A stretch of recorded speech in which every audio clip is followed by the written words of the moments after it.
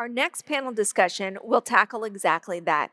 What is stopping progress? Overcoming barriers to responsible investment. To lead us in a discussion, please welcome Professor Witold Henisch and our expert panelists.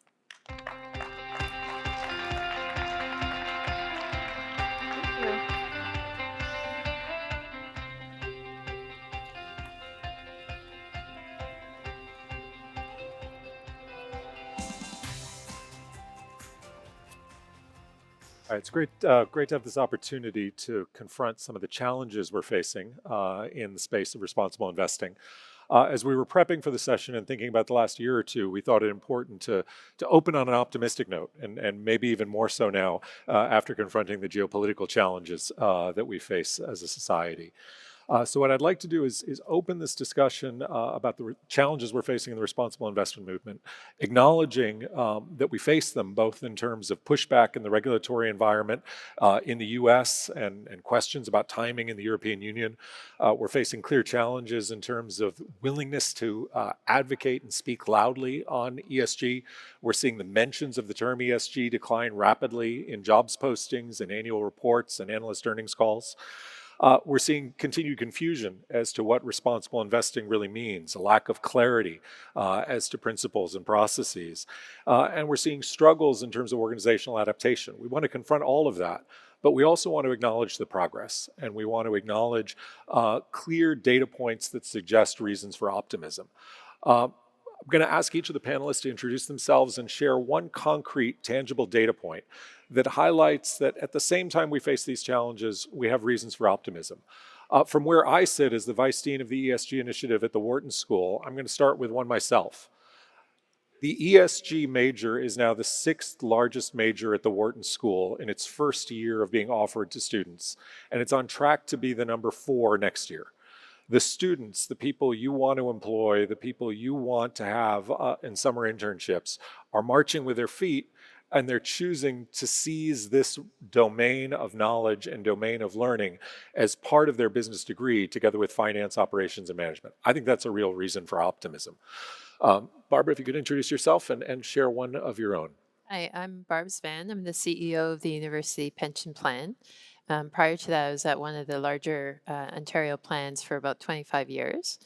I also do a lot of work around the federal government with respect to sustainable finance. So I was part of the expert panel on sustainable finance for Canada, and then the follow-on effort called the Sustainable Finance Action Council. And that will be my example, because for those who may not be aware, when you do these expert panels, you make recommendations and you maybe get this much space to articulate your recommendation. So one of our recommendations was, we got so much great insight that we should continue the effort. So we assembled about 20 of Canada's largest financial institutions, as well as 5 niche, kind of making sure we have geographic diversity. But we included banks, we included insurance, as well as P&C, and pension plans and asset managers in a group. And we actually got together, and within 3 years of the time, we made recommendations on disclosure for the Government of Canada, where we all agreed.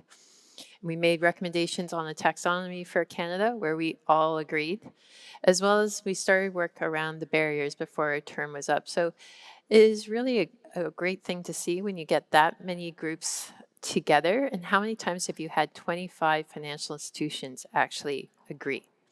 So that would be my example. Tiffany, please introduce yourself and share your reason for optimism. Sure. Hi, everyone. My name is Tiffany Reeves. I am a partner at Faegre Drinker, Biddle and Reith. I'm based out of Minneapolis and spent a lot of time in Chicago as well.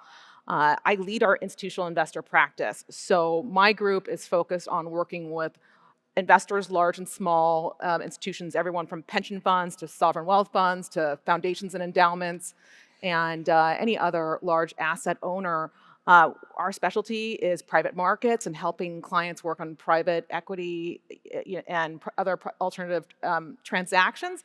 And then I also work with large public pension fund boards and state investment boards as their fiduciary counsel and governance counsel, helping them grapple with some of the challenging kind of structures around decision making on key issues. So my note of optimism is that, and this is particularly in the context of US laws, kind of what I will focus on today, but is that when it comes to the anti-ESG movement, you're seeing that the momentum is really slowing in the US. And what I mean by that is that the bills that have been introduced in the various state houses and the bills that are actually have passed in certain states in terms of anti-ESG legislation have really decreased, where you had 35 laws passed in 2023, you're down to just 7 in 2024. So less bills are being introduced and less bills are passing.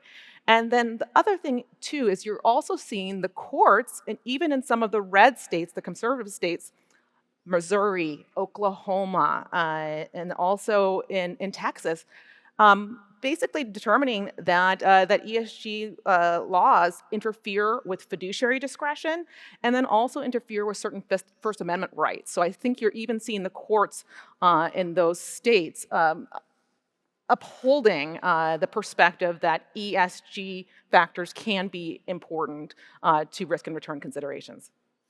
I think, and in those states, seeing the Bankers Association and some of the more what we typically think of as conservative business associations advocating for that right to the freedom to invest according to those criteria, I think is really important. It's not necessarily a red or a blue issue. Kirsty, please introduce yourself and share your reason for optimism. Great, yes. Hi, everybody. I'm Kirsty Jenkinson. I work at CalSTRS, the California State Teachers Retirement System. I manage a multi-asset class portfolio of public and private assets, sit on our senior leadership team that's trying to think about how do we obviously position the fund for the future and the energy transition and all the issues that we're talking about over these next couple of days as a long-term investor. If I'm going to be really cheeky, I'm going to take 2 notes of optimism because I like to think of myself as the eternal optimist. And I think we all need to be in this industry as well. The first one, and I'm going to riff a little bit off what Tiffany was saying as well, is on policy. When policy works, it stimulates the kind of investment that we need to create a more sustainable economy. And if we look at what the Inflation Reduction Act is doing in the US, for every $1 of public money stimulated by the IRA, we're now seeing 5 to 6 times private capital being raised and being invested. So we are seeing a real driver of innovation and a real driver of investment scale up as a result of that policy.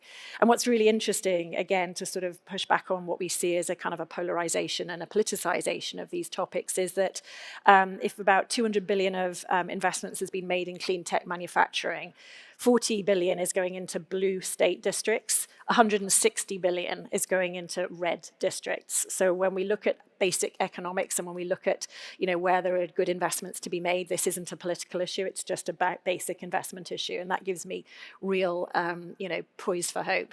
And then my second poise for, or sort of purpose for hope is, and I'll channel my inner Napoleon Dynamite, if you've ever seen that film, it's like, well, skills, look at the skills we now have in our investment industry as we sit here in 2024. What a gift it is to see the professionalization and the skill sets that we bring to the table to tackle these really thorny issues that think about policy, technology, science, investment, and economics. We're much better equipped. We've still got a long way to go, but we're much better equipped today to tackle these issues across our investment industry than I think we've ever been. And I feel really, really hopeful about that. Thanks, Kirsty. Anna, please introduce yourself and share your reasons for optimism.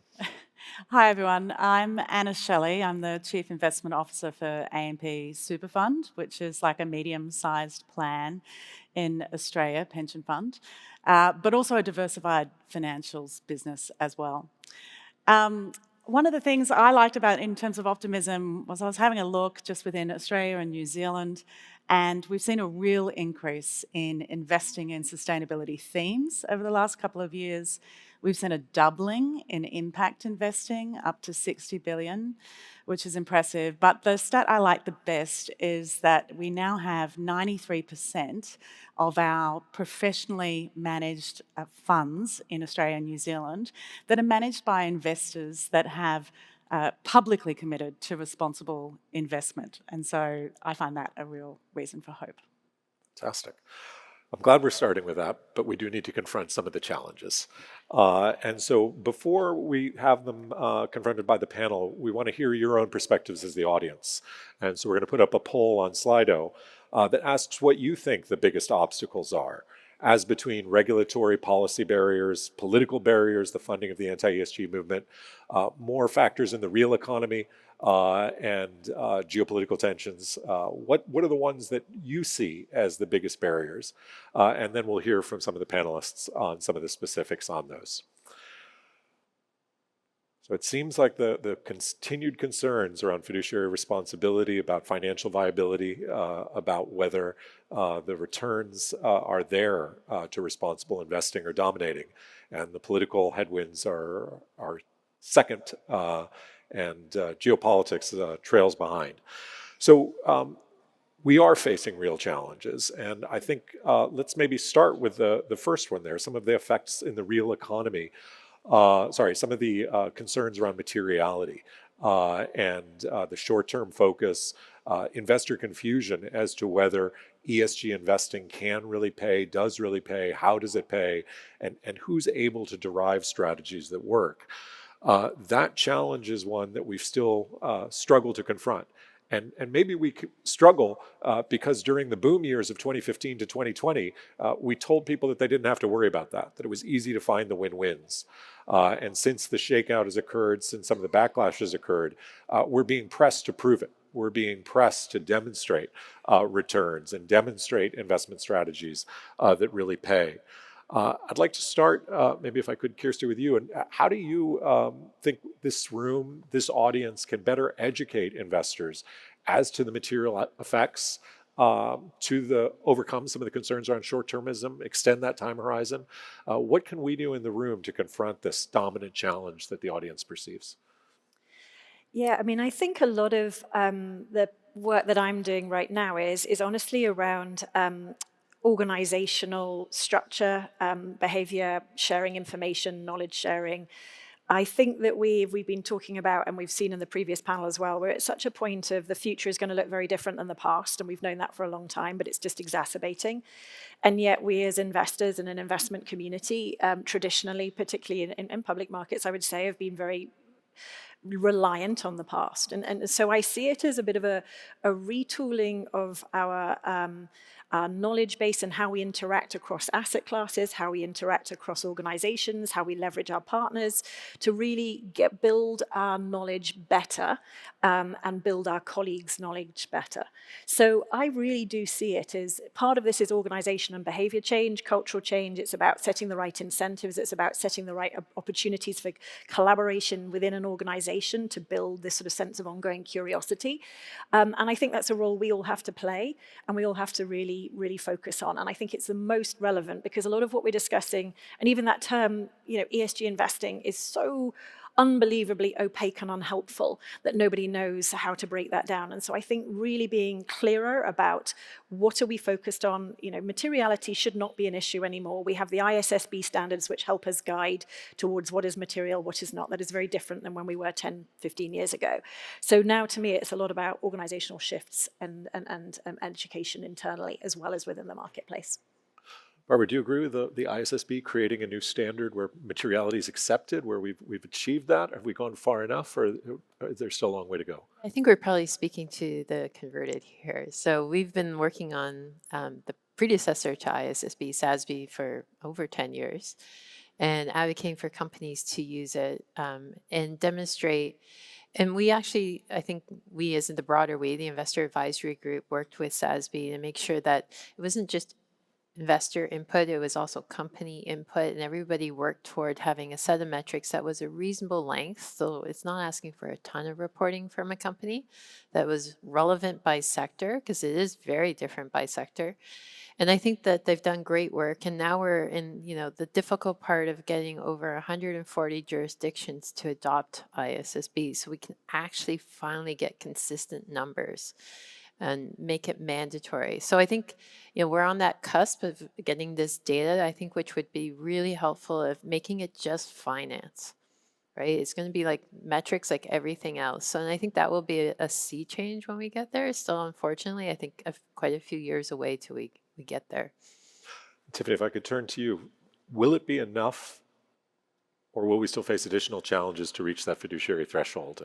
And how does that depend on the jurisdiction? How does that depend on the type of fiduciary responsibility? I mean, if we're really talking about materiality and is this consistent with our duties, we really have to get into the legal basis for it. And you're well poised to help us do that. So I think one of the biggest misconceptions is the idea that you can throw all fiduciaries together and kind of conflate those duties. And the thing about fiduciary duties is that they mean different things to different types of fiduciaries in different contexts and then also in different jurisdictions. So I'll speak specifically to the US. So in the US, pension and endowment fiduciaries have an additional duty of obedience in addition to the duty of loyalty and the duty of care. So the duty of obedience means that they have an obligation to adhere to their organization's mission. Depending on the foundation or endowment, that could mean investing in climate solutions. It could mean pursuing goals that are non-pecuniary.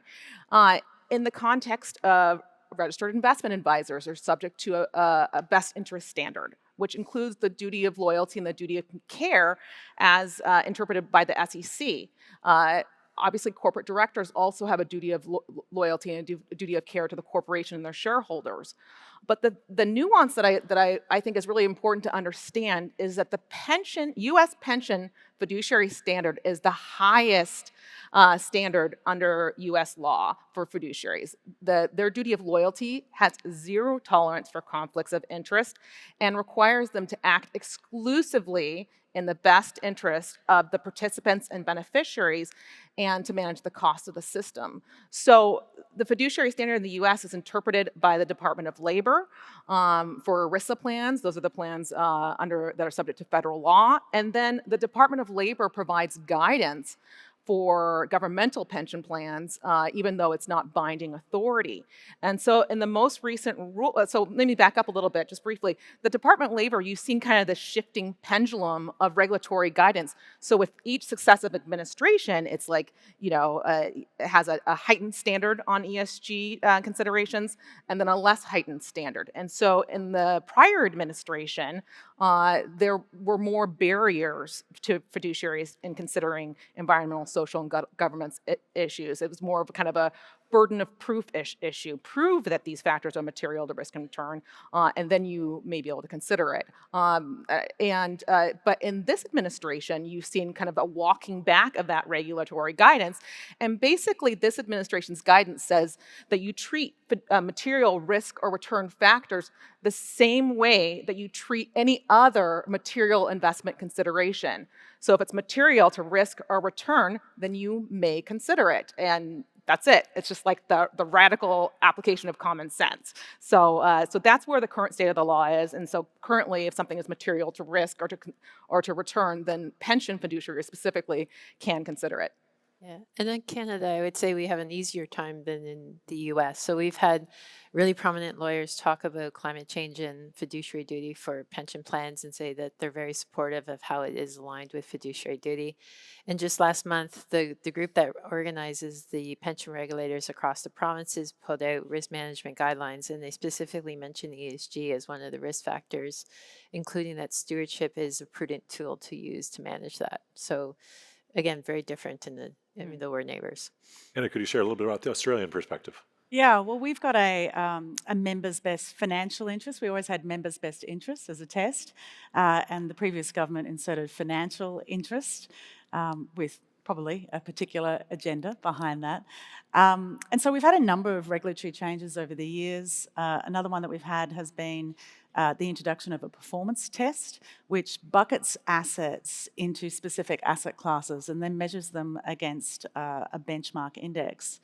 And not all asset classes fit neatly. It doesn't accommodate responsible investing or doesn't make any specific accommodation for responsible investing.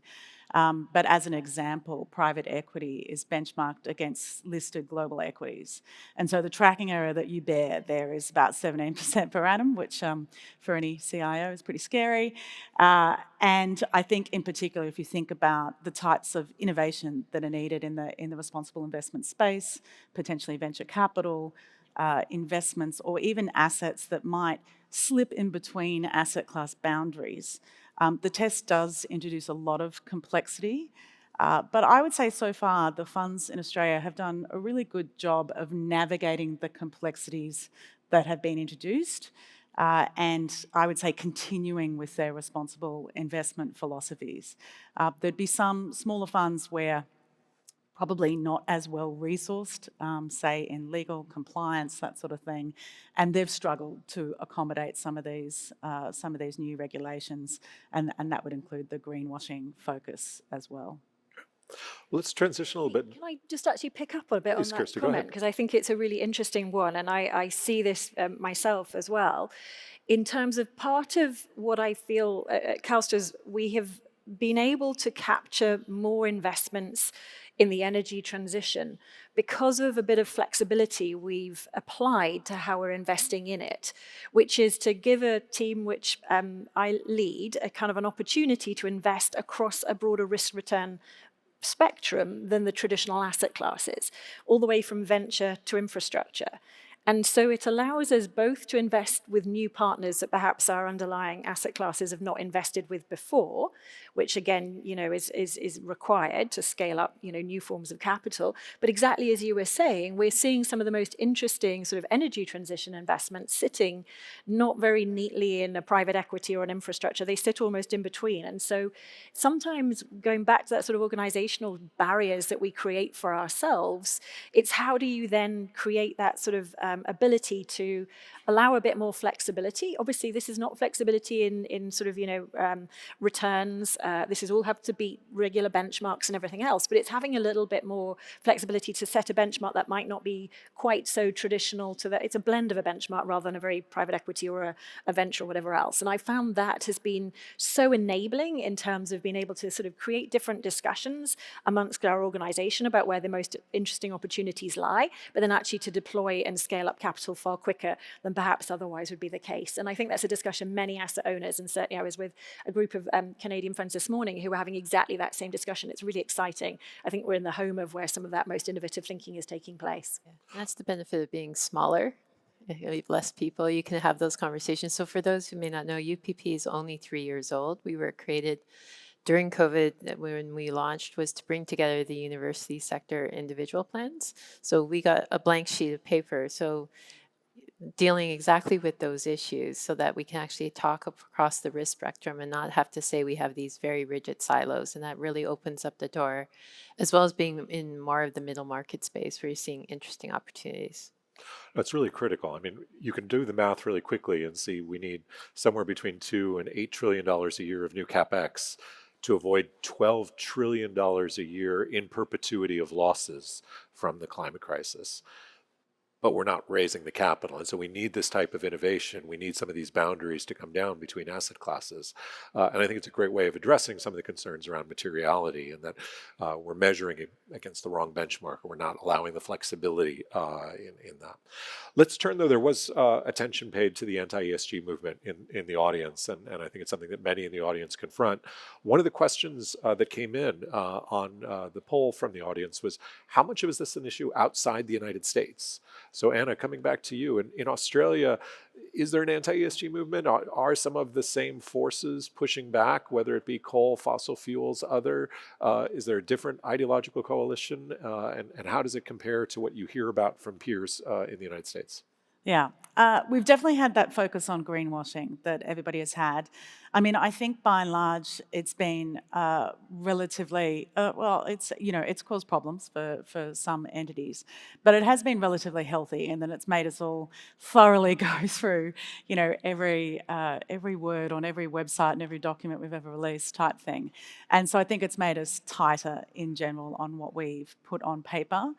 Although there has been some instances of funds, either walking back from commitments or just not willing to publicly claim those commitments. So there's perhaps a bit of green hushing there, understandable, I think, in that regulatory context.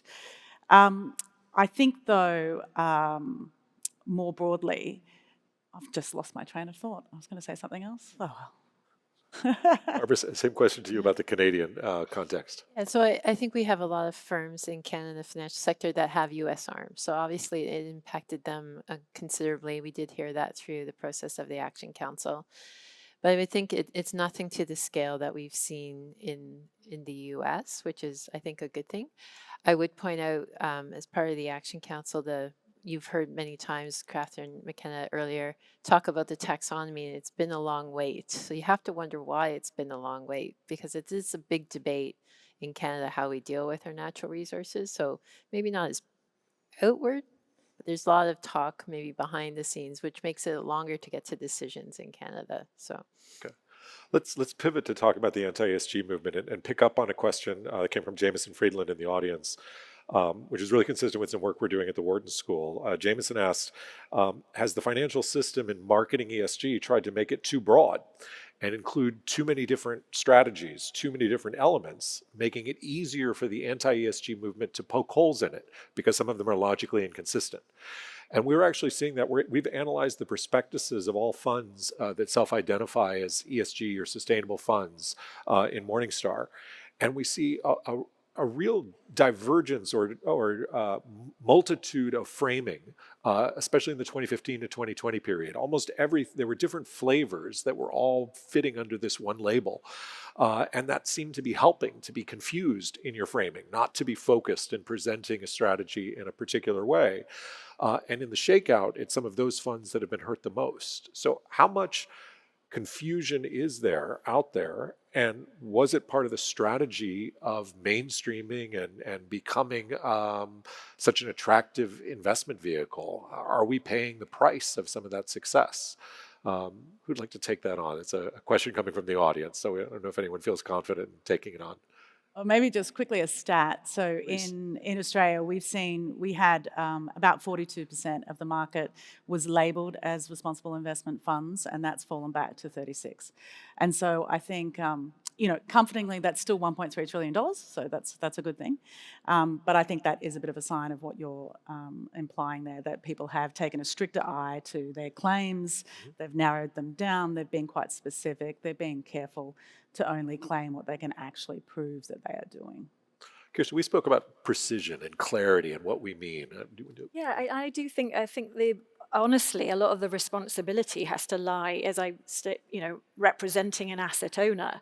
If we're the ultimate client and we're doing the diligence, well, then the responsibility lies with us. One, to be clear about what we want, and then two, to select the managers and the strategies or invest in the assets that deliver what we need to create the returns and the impact that we want for our beneficiaries to live in a sustainable world. And so I do appreciate that there has been confusion, but ultimately it's the responsibility of the asset owner just to be crystal clear about that. I mean, many times, yes, I've been very frustrated when an asset manager has come in and said, I'm going to sell you an SDG fund. Why? That's perhaps not what. Ask me first what I'm looking for, and then let's have a discussion about what strategy might best fit the needs that I have for the risk return that we want to take, where we want to take active risk, and the kind of strategies that we want to employ, the geographic exposure that we want, and everything else. But again, I'm not blaming, well, I am a bit, the industry, but I'm also feeling that the sense is on us. We, as an asset owner, need to be really crystal clear when we have these discussions and when we set strategy and when then we invest, that are we being clear about what we want, and then are we choosing and doing good due diligence to invest in the strategies that we should? It's as simple as that. It's the same as any other kind of investment decision we make. And so a lot of this, I think, is noise that the critics have deliberately fueled to stoke a different agenda, and we need to make sure that we don't get sucked into that to stop us doing what we need to always do, which is just invest smartly and make good decisions. So another dimension or another tactic of the anti-ESG strategy is legal, and specifically concerns around antitrust actions for coordination in discussion of sustainability issues.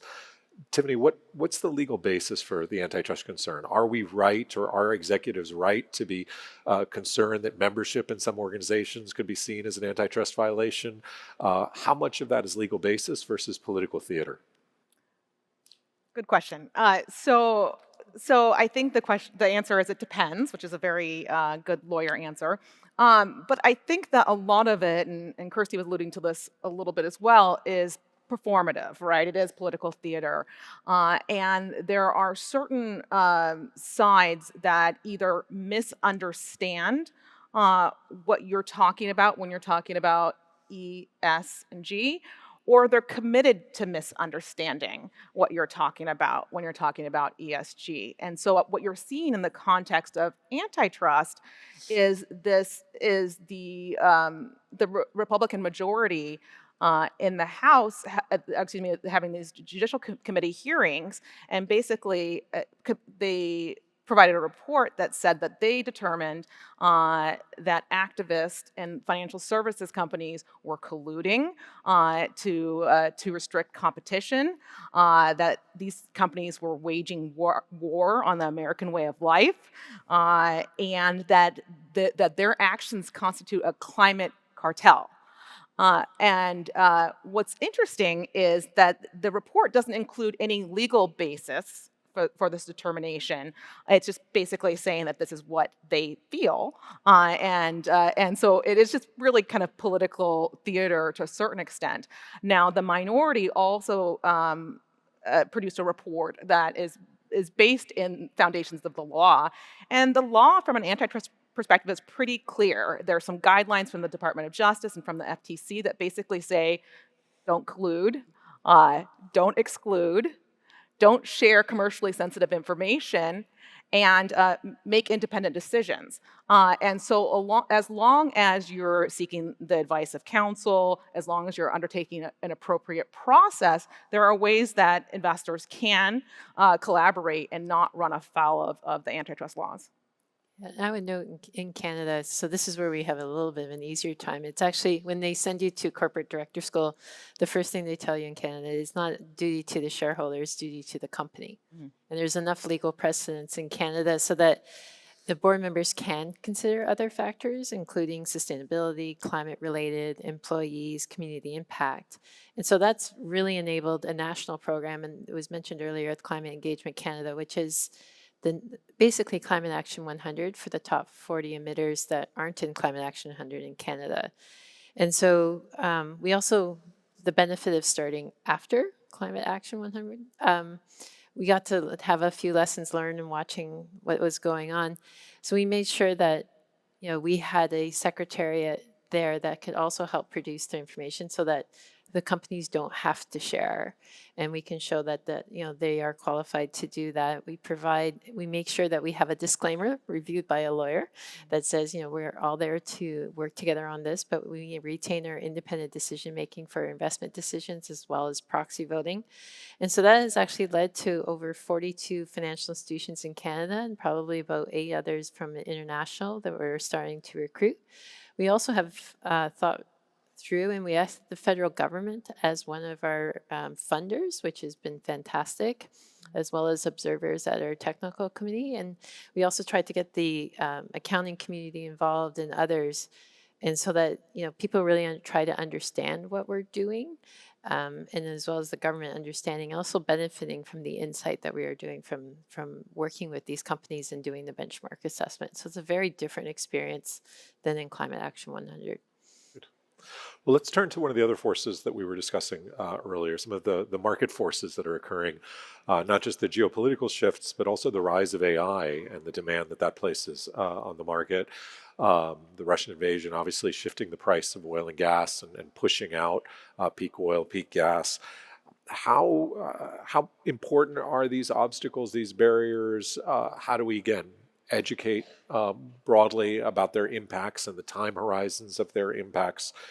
Kirsty, would you like to start that discussion? Sure, I'll pick up maybe on the concept of the really interesting sort of trifecta that's happening between AI, energy, power demand, and net zero commitments and the need to decarbonize.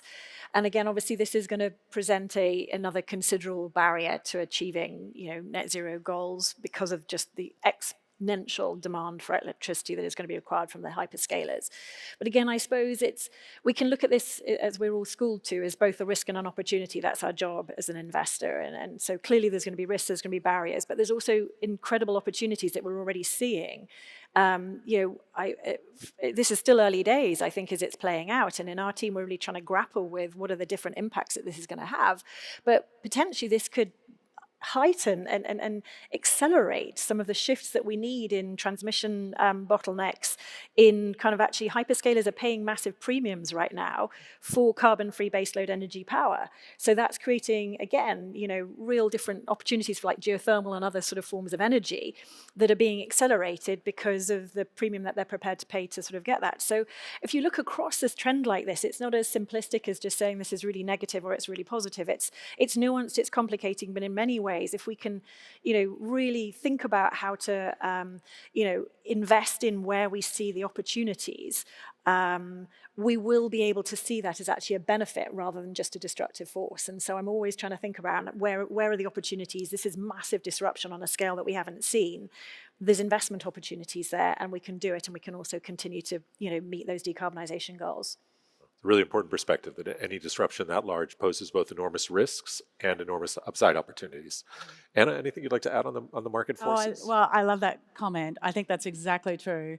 The one thing I would say is I think AI and then the energy transition, climate change, they just present huge uncertainty. And yes, definitely risks and opportunities, but always the answer in uncertainty is diversification.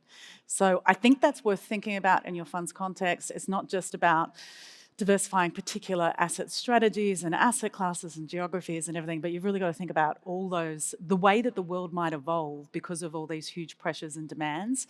And then are we diversified? Have we got lots of small bets?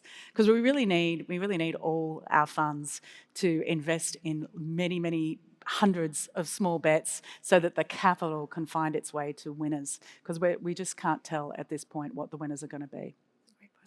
I'm going to go to the audience for a few questions, just to keep us, allow some time at the end for some closing thoughts. Murray Burt in the audience asked how the panelists, and we talked about this in the green room earlier, how do the panelists respond to Catherine McKenna's challenge to investors to be more involved in policy engagement?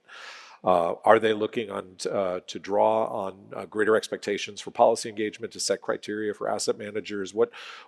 In what way do we respond to the concerns that we're being too quiet, too silent, and the other side is anything but? Throw that open to the panel in terms of who would like to take that on. Well, I can tell the Canadian experience, which I talked about, the Action Council. If you can't sleep at night one night, after 2 years of waiting for the taxonomy, we actually had our 4 or 5 bank CEOs. One of our standing committees was Environment and Sustainable Development. So this is 2 years after we published the report, and they were all clear that we still need the taxonomy and disclosure in Canada. And so that shows that, even though we finished the report, we disassembled that because we came together and they would have conversations with finance, with the Bank of Canada, we would, the other pension plans would, there was this unity around, we need these things as part of our job and to attract capital in Canada. So there is value to actually working together and getting to that consensus and then staying steadfast to it. Okay. Anyone else want to tackle Murray's question? I would say I think I'm very grateful for groups like the PRI, for Ceres, for the Investor Network, who help collate, messages that go to the G20 and other organizations as well. I think we continue, we saw the investor agenda lately, also coming up with a letter set of policies. So I think we have to continue to do that in the sort of like the broad frame. But I hear the former minister's kind of comments of needing to continually press it. I suppose on a more micro level, one of the issues that we've noticed extensively is the rollback of DEI provisions in a number of companies that we invest in the US, not least again sort of stoked by a kind of an activist who is deliberately kind of trying to again politicize the issue. And so recognizing that a number of corporations, big name brands, particularly in parts of the country, have been rolling back on DEI provisions, we've been sort of actively writing to them sort of to say that and make sure that they hear the voice from another shareholder is saying to them very loud and clearly that no, this is what we believe creates a long-term resilient company. We won't want you just to hear from one activist shareholder who's taking up all the air in the room. We want you to hear from other groups like us who are long-term investors who are just seeing this as fundamental to just creating positive long-term returns. So I think I know there's a number of investors who are trying to do this again. Maybe it's not publicly, but it is certainly at least to make sure that these corporate leaders are hearing from those of us who understand that this is just part of building business resilience rather than anything else. And then I would just add that a lot of the anti-ESG legislation and a lot of the litigation around ESG practices and specifically around diversity, equity, inclusion is intended to have a chilling effect. But some of the decisions on DE&I specifically have very narrow holdings. And so I think that the challenge for anybody who thinks that they're subject to those rules is, are you going to lean towards fear? Or are you going to lean towards curiosity? Because specifically in the context of DE&I, there are ways that you can implement those values around diversity, equity, and inclusion into your enterprise practices without running afoul of these laws that basically have very specific holdings. The Fearless Fund was about not excluding certain groups. The Students for Fair Admissions was a very limited holding. And so I think it's just important to really understand what the law says and what it doesn't. And if you're not leaning into fear, there are ways that you can continue to align yourself with your values and not run afoul of the law. I mean, there's always a litigation risk, and some of these groups are going to continue to fund those lawsuits. But from a legal perspective, it has a really narrow impact. We'll bring out two more questions before we come to our closing round of comments and wrap up. Two questions from Barris and Vishal. Both talked about the problem of greenwashing, greenhushing, now maybe being larger than greenwashing. And so should responsible investors, should they be pushing firms that are withdrawing information from sustainability reports, from their annual reports, not talking as much about these issues? Is that something we should be actively engaging with companies to encourage those conversations to continue, given the magnitude? I mean, we're seeing the number of earnings calls discussions on ESG fall back to levels from 2014 to 2016. We're seeing the mention of some of these terms vanish from annual reporting and investors' letters. Should that be part of the conversation of responsible investors? So I think the answer is yes, but I would also say that if you go back, I think part of the reason we have hushing and washing is because we are in this ambiguity. And one of the things that we all can do is continue to push forward ISSB as the minimum baseline, as well as, if depending on your region, the taxonomy to really clarify, because climate transitions are really tricky, right? To understand all these different regions and what qualifies for net zero, it's really complicated for an investor. And when we were doing the taxonomy work, I would use the analogy. For those, if you ever buy an appliance in Canada, you would have something called an Energy Star rating right on the front of the appliance and tells you how energy efficient is it. And there's standards to that. No one ever questions the salesperson about that. And you look at that, you make your choice, how efficient you want this, and then you move on to other things, price, cost, whatever, the style. And that's kind of what we want with these taxonomies, right? So if we can actually put these really detailed frameworks in place, this ambiguity will go away and we can actually start doing the regular quantitative analysis. So I think it's, yes, we're in this kind of transition period. We need to encourage companies to disclose. And that's happening through Climate Action 100 plus, Climate Engagement Canada, and other engagement initiatives. And we should encourage them to do that. We are also encouraging the regulatory bodies in Canada to create safe harbors so that they feel comfortable disclosing climate scenarios, because that's also, very long, much longer than I would think the typical safe harbors have done in the past when you're doing these long-term projections. So I think we all need to work on kind of getting these main things in place so that we can actually just make it finance. If only it was as easy as the refrigerators, though. When we try to do total impact accounting on corporations, the largest data providers vary enormously in their measures of total impact. So the fridge we can kind of get a lifetime estimate on, but a corporation is a much more complex animal. Kirsty, there was an interest in the audience on your discussion of breaking through the asset class barrier. And the question was just, how did you do it? What allowed you to bridge some of those boundaries and cross the silos? We had a innovation portfolio that was dedicated on particular areas. It was 2.5% of our total asset allocation. We doubled that to 5%, and we've broadened it and put the portfolio that partly my team manages within that, and kind of set it as a very clear target of 1% of the total fund over the next, well, it's now, we've been doing it, we've deployed about 2.5 billion over the last 18 months, and now we've got another couple of years to reach 1% and then to run rate to 2% of the total fund in the next sort of 5 years. So it's finding a kind of the allocation. Again, the clue's in the name. We're an asset allocator. Everybody fights for the allocation, and once you have the allocation, things become a much clearer. And then having just a guardrail for kind of like, well, how do we pace towards that? And then what's the risk return spectrum, again, that we are able to invest across? And so again, it's just being very clear that it's very opportunistic, it's very flexible, and it's allowed to be, again, everything, as I say, from a sort of 10% expected IRR to hopefully north of 25%. And it really was not simple, because it took a bit of pushing, as you might imagine, but it's structural. Barbara, you said another solution in yours for bridging some of these. Yeah, well, I had the benefit of a blank sheet of paper and a bunch of experience of having larger organizations. So we made sure from an organizational structure point of view, the head of privates had the spectrum of investments. So energy transition isn't necessarily in any one pillar. It's across the pillar. It's a theme. And that has really given us great opportunities, whether it's private equity, more infrastructure-like. We're flexible. As a small organization, we can be flexible with benchmarks.